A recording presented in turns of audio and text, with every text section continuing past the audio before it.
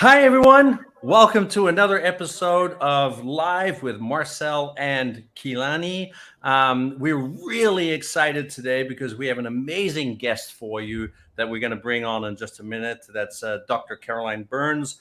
And Dr. Caroline Burns specializes in work of the future. So kind of like, what is the future workforce really going to look like? What are some of the challenges that we're going to deal with? So if you are in leadership and you're are going to be around for a while, in this space, this might be a really important conversation for you. So I'm going to pass it on to Kilani, and Kilani is going to do some introductions. Great. Thanks so much for the handover. It's great to be back live. It's been a little while since we've done our last episode, so it's always fun welcoming back a new guest and a new exciting topic that we have to share today. So as we mentioned, we have Dr. Caroline Burns here with us, and she's an entrepreneur, a thought leader, and executive consultant specializing in the future of work styles, and workplace performance. She established and leads a team of experts at Workplace Revolution to help multinational clients amplify the value of work-related strategies, optimize the performance of their people, and position for ongoing changes. We've seen huge shifts in leadership, especially since COVID, and Caroline has a really interesting perspective on these changes and what we can look forward to in the future. So without further ado, Dr. Caroline Burns, would you like to tell us a little bit more about yourself? Thanks, Kalani, and thanks, Marcel. Actually, and thank you for the introduction. I actually started off wanting to be a veterinarian, so if you can imagine anything more opposite to what I do. Like most people, our journeys are a little bit varied. And then went and studied architecture after that. Originally discovered pretty quickly I was going to be a pretty average architect. So then got into sort of business and was hoping to get into property development because I love working with creative people. So I thought I could work with architects. But unfortunately, at sort of my age, what happened when I graduated was there was a huge property market crash, a huge stock market crash. So that was kind of a little bit of a foul idea. So I got into something that at the time was called facility master planning, which is a really early precursor about 30 years ago to kind of the area that I'm in now, which is really about trying to map and align the way people work, the places and the tools they use to work with the organisational culture and the organisational kind of vision and values. So it was a very early kind of precursor to that, and I worked across higher education, universities, defence, health and workplace as well, which is obviously where my career has more taken me. But I guess as that journey has progressed, what I discovered pretty early on is I'm a builder. I love creating something. I love building businesses, mobilising great people around it, around a vision and around a really solid, I guess, sort of way of working together. And also through that, I love being able to provide opportunities for people who are original thinkers but don't always fit neatly inside those boxes that large organisations have. So, I guess I've been able, over the various businesses I've built, and being a bit of a serial entrepreneur, being able to work with some really wonderful people and hopefully give them really great opportunities, to work with us and to do other things beyond us. So as Kalani mentioned, Workplace Revolution is, I guess, my third business, based here out of Singapore. I've lived here this is coming up on my 17th year. I can't believe it. It flies so quickly. But as she said, we lead a great team of experts. We produce a newsletter every couple of weeks called Work Explorer. I think the title's probably pretty self-explanatory.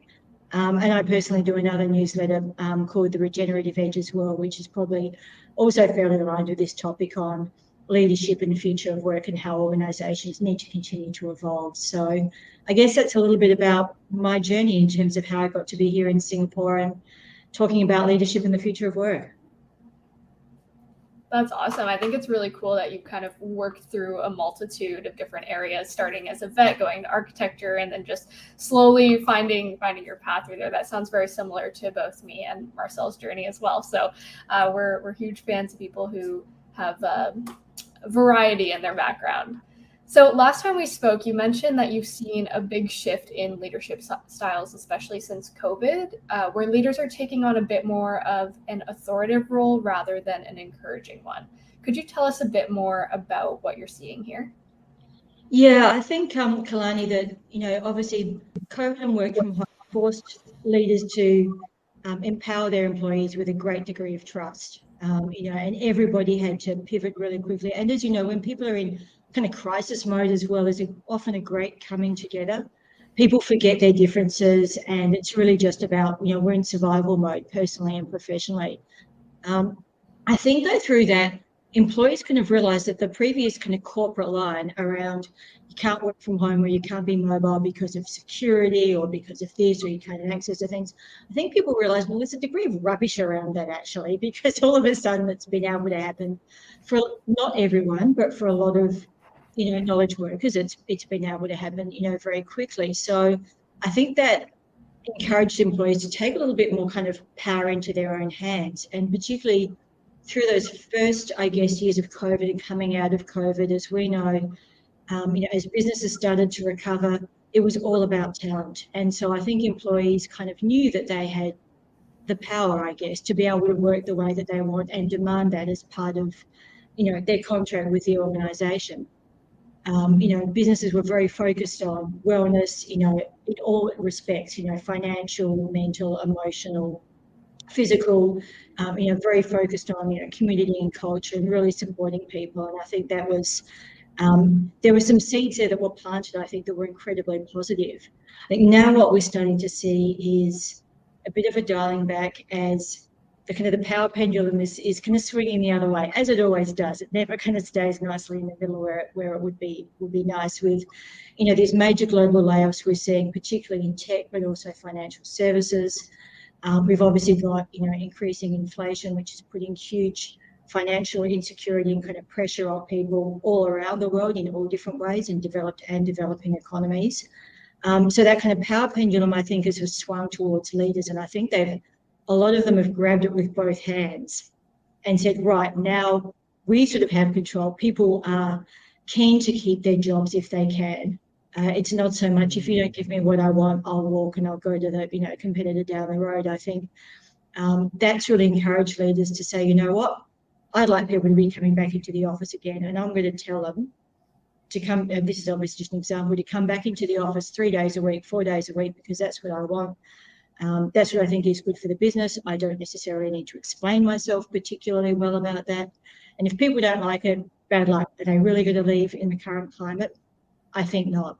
And the fact that many of them are now starting to tie this into performance as well, I think is very, there's a lot of worry, I think, around that, tying something that can look on the surface like presenteeism, like an attendance record, when you go to school. We didn't have that at university, but all of a sudden it's being like at school. John didn't turn up for school today. Has he got a note from his mother? That I think is a little bit scary, but I do understand why the pendulum has swung back, and there are valid reasons for it. And I think in some ways it was probably too far one way. Now I think it's in danger of swinging too far the other way. Oh, that's really interesting, right? Because I never looked at it from that perspective. I was, you hear from, formerly known as Twitter, right? Elon Musk, calling, the all employees have to come to the office. And you're right, like there never really has been an explanation. And they're, I'm hearing that from a lot of banks, as well as those financial institutions, as you mentioned. And I was always wondering, what is, for me, it's always about the emotion, right? I think a lot of leaders would like to say that they're very rational thinkers and decision makers, but at the end of the day, every decision we make is an emotional one.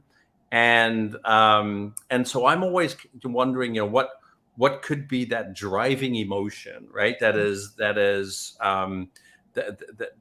forcing leaders to feel like they need to take that control back to the way things were, pre-pandemic. Because let's be honest, things weren't always great pre-pandemic. It wasn't a solid system, right? In the sense of creating an environment that empowers productivity and engagement, as you mentioned. It's like that presenteeism was a real factor, back in those days. And so for me, I was always kind of wondering, do you have any insights, based on conversations that you maybe had with leaders? Yeah, it's a really interesting question, Marcel. And I think, as you mentioned, while I, find the mandates, very disappointing, I think there's a lot of negative implications that we can sort of, go into as well, particularly around misalignment, I think, with the way that the future of work is developing and needs to go for organisations to be sustainable. While I do find those mandates disappointing, I don't underestimate how tough leadership is in the present era. Leaders have been through a lot, and there's still an enormous degree of uncertainty. And I think it's that difficulty and huge degree of discomfort with uncertainty. And I get that. Uncertainties, most of us sit comfortably with uncertainty. And the way our lives are these days, I read a really interesting blog a couple of months ago, and this lady was saying that we've lost our ability to be able to deal with uncertainty because we can control so much of our lives, and we have so many apps, we have so many recommendations as to what to do, where to go, how to think, how to dress, how to put your makeup on, everything, whatever you want to do, you can find someone else to tell you how to do it, or what is the right way, what is the best way, what is everybody else doing. So you can take as much risk and uncertainty out of many of your personal choices as possible. But leading a business, there is an enormous degree of uncertainty. So I think that fear almost of uncertainty, of being wrong, is a very real one for leaders. I think that we realise that we're not going back. From my perspective, I don't think we're going to land on a new normal anytime soon. So this level of uncertainty, which is obviously part of the environment we're in, it is a weaker environment. It was before COVID. As you said, Marcel, a lot of these things have just accelerated, or they've become more apparent. I think people in our roles in consulting could see a lot of this before, but perhaps leaders, couldn't necessarily see to what extent we were living in a world where there's a huge degree of both complexity and ambiguity. So how do you lead? How do you navigate? How do you look like you know what bloody hell you're doing when there is so much risk that you might get it wrong? And I think that's why they're seeking to control things that they can control. And to a degree, there's a little bit of follow the leader there as well. Someone puts it out there like Elon Musk or something, and it gives the other leaders a safety net to kind of go, well, he's doing it, I can do it too. It takes that a little bit of that fear and that risk away. It almost, as you're saying that, it almost makes me think of the toilet paper syndrome, right? It's like during the pandemic when for people for no reason at all decided that it'll be a really good idea to stock up on toilet paper. Of all things, right?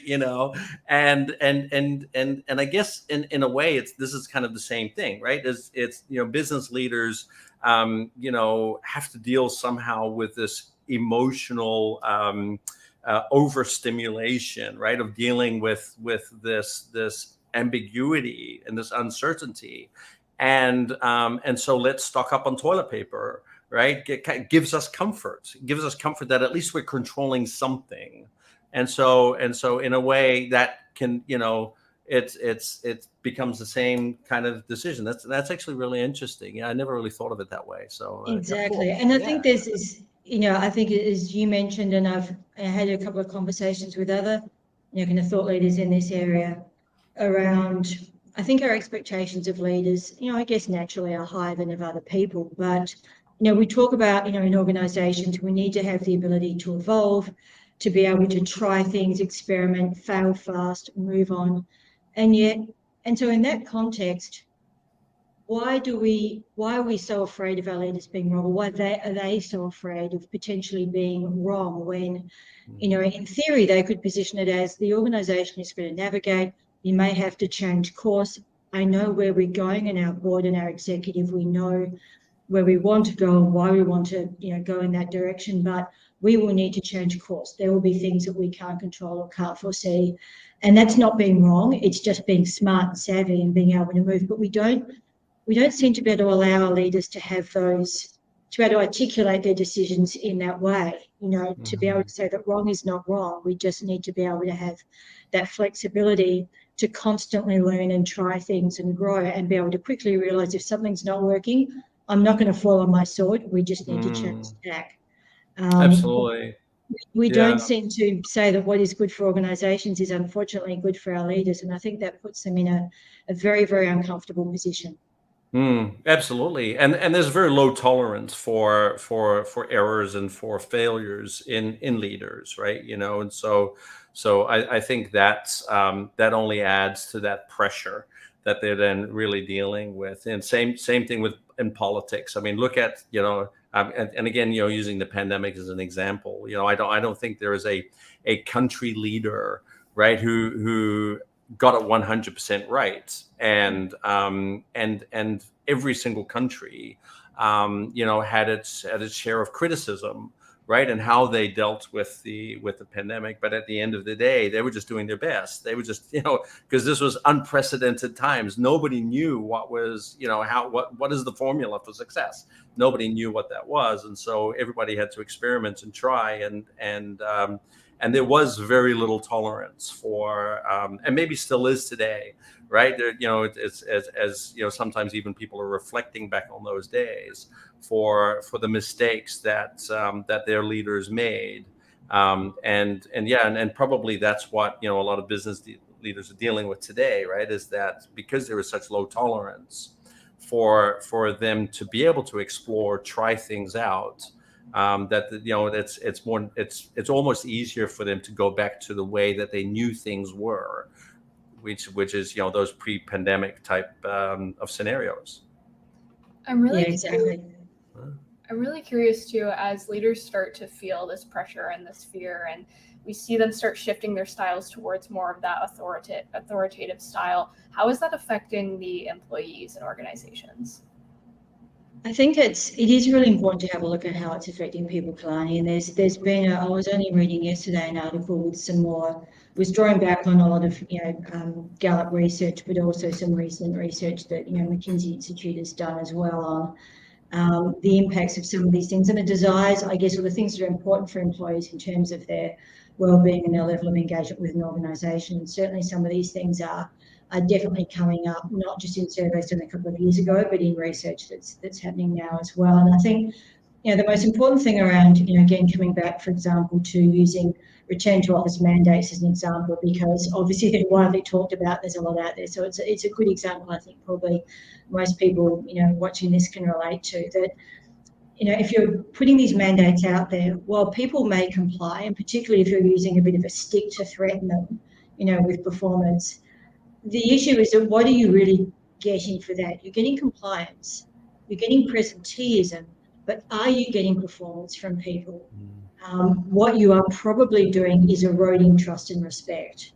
And that is something that is it's a very fragile contract between employees and their, and the organisations they work with. And eroding that has huge degrees of risks, I think, for organisations. Perhaps not at the moment where the power pendulum is with organisations, but it certainly doesn't bode very well for, I guess, sustainability of, corporate knowledge and people and the culture sort of long term. Because it assumes in some ways that, and this is what, I guess we're sensing with the clients that we work with, is that whether leaders intend for it to be this way or not, it feels for people as though the employers don't trust them to be able to make a decision. So I'll give you a title and I'll pay you money and I want you to be a knowledge worker and to be smart and do your job and make decisions, but I don't believe you can make a good decision about whether you should come into the office or not. That's how it feels, intended or not. And that is obviously contributing to an undermining of that mutual kind of trust and respect. If you don't respect me, if you don't think I can be responsible enough, if you don't think I'm smart enough to make those good decisions, and it kind of feels like you're treating me like someone who's 15 years old playing truant at school, what does that do for that kind of social contract with people? As I said, it drives that tick the box show up, but it doesn't necessarily drive people to do what you want them to do in the office. And you made an interesting point earlier, Marcel.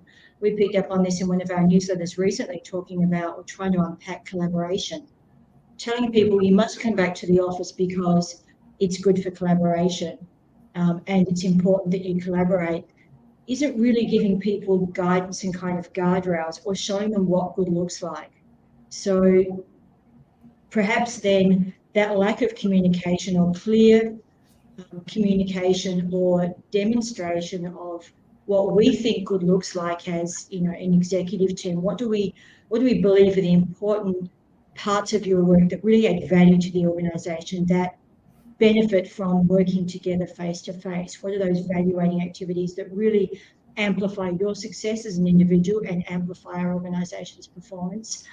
What are those? Those are the sorts of things where you should make a decision around, you know what, I'm going to be doing this. I should be in the office to be able to do this and participate in this, or I would like my team to be here and do that. And there doesn't seem to be that level of articulation of what really are the expectations that we have. And so therefore, if there's a misinterpretation of those, or a lack of understanding about, well, is this a real reason, or is this just because leaders don't know how to manage a distributed workforce, and then therefore, as you said, Marcel, reverting back to previous ways of managing, which is about presenteeism. Are you sitting in your cubicle or at your desk?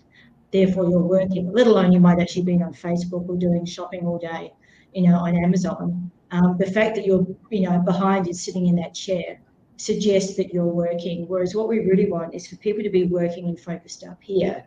And that doesn't necessarily require you to be in the office. Now, of course, there are some things that are very important. We all know that, you know, when you bump into someone or you suddenly run into someone that you haven't seen for a while and seeing the smile on their face, you know, that's, you don't get that on a Teams meeting when someone has got their, you know, their camera off. There's lots of wonderful things about being together with people personally and professionally, but I feel that leaders have a responsibility for doing a better job at articulating that, because they really are already, I think, starting to undermine kind of trust and mutual respect, which I believe is very dangerous for organisational culture and for organisational performance long term. It really does undermine their ability to be agile and responsive to that, you know, VUCA environment that we live in, if they have a whole lot of people who are behaving in kind of adverse ways and start to become selfish and not take responsibility, and not stand up and be accountable because they feel it's probably not going to matter anyway because I've been treated like a child. So there's a lot of probably, I think, unintended consequences. I'm not saying the leaders intended for this to be the case, but we're starting to see it in a lot of different ways, and research is starting to indicate that there is a lot of risk about that erosion of trust and respect. And obviously employee engagement is so important these days, that I think there are probably better ways for leaders to be able to handle this. And I believe they do have a responsibility to try and educate themselves, or try and relearn how to be able to maybe handle some of these situations a little bit differently, which I know is not easy, but if you want to be a leader, you're taking the tough path, and sometimes we need to do things that are tough for us personally. For sure. Yeah. I think a key part of leadership too is the understanding that the way that you act directly influences the people who are working with you. And I think there's kind of always this conversation of, you know, the chicken and the egg, which came first, right? Does my behavior affect the people that work with me, or does their behavior affect me? And I think obviously it's a factor of both, but when you're in a leadership position, that very quickly becomes your responsibility to be the leader, to change your attitude, change the way that you're acting, to influence the people who are working with you. And so to kind of build on that idea, what do you think would be the ideal style or form of leadership for leaders to adopt? It's an interesting question, Kalani. I don't necessarily think there's an ideal style. I do think, though, that, or my personal belief, I guess, which also, I guess, stems out of my way of leading, is, you know, you lead by essentially supporting people. If you're employing people who are great people and they're smart thinkers, and you want them to perform for you, then your role is really all about supporting them and allowing them to be their best rather than micromanaging them. You know, we live in a very different world, and our expectations are very different. And as I mentioned before, you know, the future of work demands much higher capabilities from people, you know, from the roles that are left and the new roles that are going to be created and the roles that are going to evolve, you know, as, you know, machine learning, NLP, all of those parts, I guess, which are contributing to AI, continue to develop. We need people to be critical thinkers, problem solvers. They need to be able to engage in, you know, constructive teamwork and negotiation. to be able to have greater degrees of self-management and responsibility and autonomy. So recognising and trying to support those capabilities does need, as I mentioned before, that kind of culture and trust and mutual respect to thrive. And it is revealed as being hypocritical when you're demanding people to be present. Rather than setting expectations for performance and letting your smart, capable people decide how best to achieve that with their teams. So that being able to, I guess, step back and while recognising that every organisation will have underperformers, they existed before COVID, they existed during COVID. You'll always have people who, back in Australia, we call skivers, or slackers.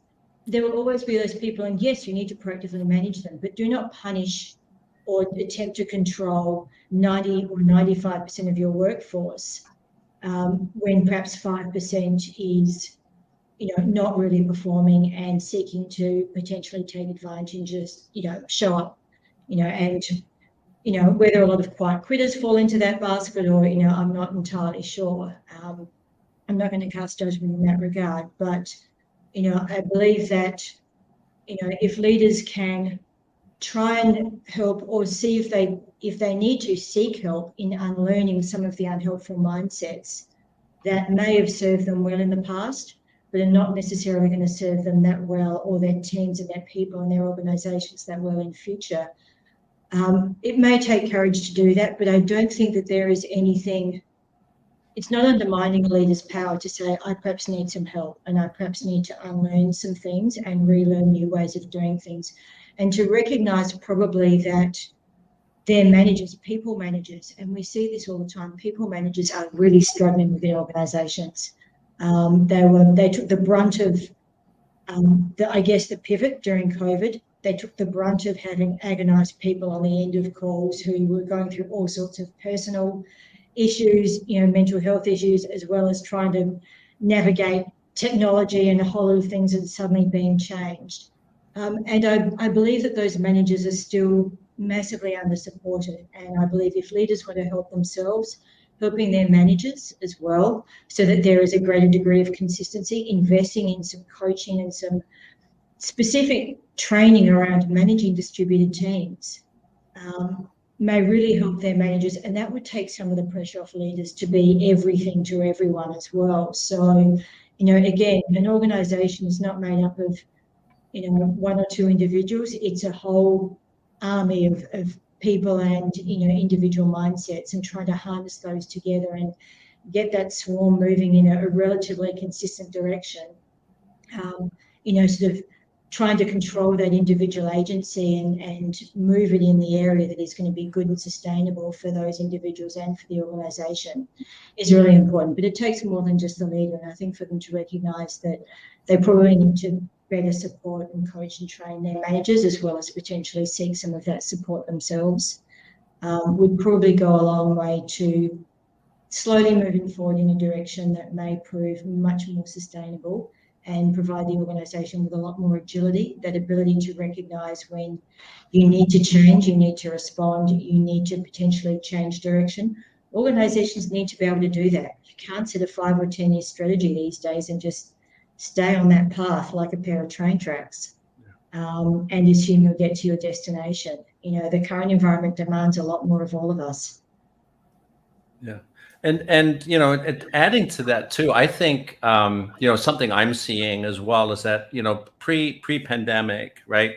I think a lot of organizations, and particularly the leaders and senior managers in those organizations, were often selected into those roles as being great task managers, right? Kind of being task leaders. And it was all about productivity, and it's about getting the work done, and following the strategy as you mentioned, that very that left brain type kind of approach where I think through the pandemic, where we learned the value of people and the value of their well-being, I think where we are today is that for a leader to be truly valuable, I think they have to be both a people leader and a task leader at the same time. Right. And that's a paradox, right? Because some people have a natural talent for being task leaders over people leaders, and others have a natural talent for being people leaders over task leaders, and a very small percentage of them just have a natural talent of being able to do both. And I think that's a paradigm where a lot of leaders need to be playing, in that space today, much more so, than where they were maybe 5 years ago, right? And that's quite a pivot for quite a number of managers and leaders if they want to maintain that degree of agility, right? That's going to be needed for this new world that we're actually working in. I couldn't agree more, and I do believe that COVID has presented us with a huge number of opportunities, and we still have a window within which we can grab hold of those. These events don't necessarily need to be all negative, and I think that continued uncertainty and ambiguity, as you mentioned, is going to continue for a while, but there are opportunities within that as well as risks. And essentially a leader's role is to navigate those. Absolutely. You both have mentioned a great number of characteristics for leaders to adopt as we transition into the future of leadership. If you could give one small action step or tip to the leaders watching this video today, what would it be? I think it would be trust the people that your organisation has trusted to employ, and perhaps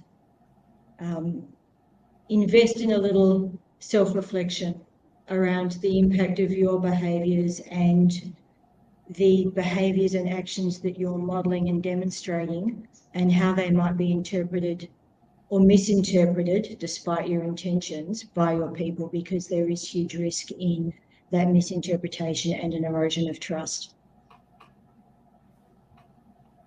For sure. Thank you for sharing that. So I'm just checking the time here, and I see that we're coming to the end of our conversation. So I just wanted to check in before we go into the end. Are there any other points that either of you would like to share before we close up? I'd like to add actually to Caroline's advice. Fantastic advice, Caroline, totally. And something that I find myself saying a lot to leaders lately is in order for a leader to be that type of trusting leader, there are a couple of things that they need to do, and the first one is the ability to set their people up, and then being able to setting them up for success, and then being able to get out of the way. And I think getting out of the way of your people takes a lot of courage, and I think a lot of leaders are afraid of getting out of the way, and so a lot of dysfunction in leadership is caused because leaders are afraid to get out of the way, and that's where that big trust element comes in. And I think one of the greatest ways of building trust in that sense is simply by and CCL uses a model. It's also a paradox, and I think it's a great one. It's the ability to be both supportive and challenging at the same time. And I take that a step further, and I would say that you want to support your people in a way that benefits the business, but you want to challenge your people in the way that benefits them. And I think when a leader challenges their people in a way that benefits them, and what I mean with that, benefits their growth, it makes them better human beings. It makes them better, just in life, more confident, all of those kind of things, and challenges them always to be better as human beings, while at the same time supporting them to be the best they can be, for the business. I think you then create a winning formula of trust. I think when people start to feel and see that, that's when that trust starts to happen, and that's when a leader can potentially at some point start moving a little bit out of the way and give people the freedom to be the amazing people that they are, because every single one of these people were hired into the company as amazing candidates. And giving them that space is a very important piece of the puzzle that we often see missing still today in most leadership practices. Great. Thank you for sharing that. I think that's a great point as well. And with that, Caroline, where can people connect with you? So they can connect with me on LinkedIn. There are a few Caroline Burnses. And there is no doctor in my title. So if you look for that, you won't find it. But if you look for Caroline Burns in Singapore with Workplace Revolution, you'll definitely find me on LinkedIn. Or you can connect with me on email at caroline.burns@workplacerevolution.org. Perfect. I'm actually getting your LinkedIn link right now, and I'm going to put it in the comments so people have easy access. So to all our viewers, if you're interested in connecting with Caroline on LinkedIn, her profile is there, and you can email her as well, as she mentioned. So thank you so much, Caroline, for joining us for our conversation today and sharing your wisdom with us and our audience. It was really great getting to hear about your experience and your expertise.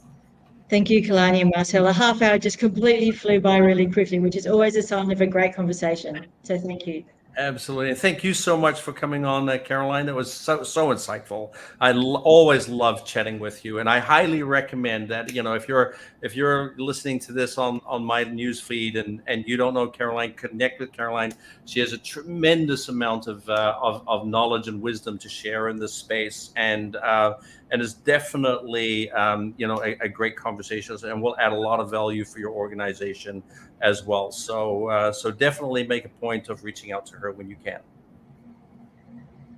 Perfect. Thank you. Cool. All right. Awesome. And to all our viewers, thank you as always for watching, and let us know if you watched live or watched the replay. And if you have any questions, feel free to reach out to either me or Marcel, and we'll see you in the next one. All right. In that case, it is all from us over here. I'm going to say thank you so much for watching this episode again. And remember, you can watch these episodes live there as well as on YouTube. So you can go to YouTube, to the Level 5 Partners page, and you can watch all of our episodes from the past as they're coming up, and learn a lot more from the amazing guests that we have. Well, that's all from us, and I wish you all the best. Have a wonderful day ahead, and see you hopefully soon in a new episode. See ya. Bye. Bye.